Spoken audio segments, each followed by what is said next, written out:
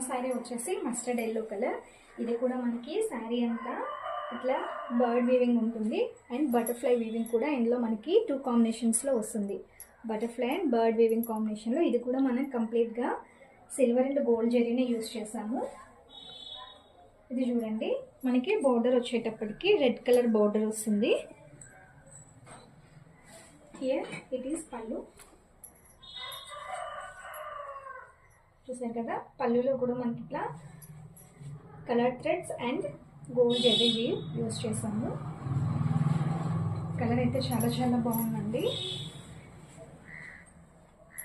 And ఇందులో మనకి blouse వచ్చేటప్పటికి ఇట్లా వీవ్ వస్తుంది, లోటస్ వీవ్ వస్తుంది.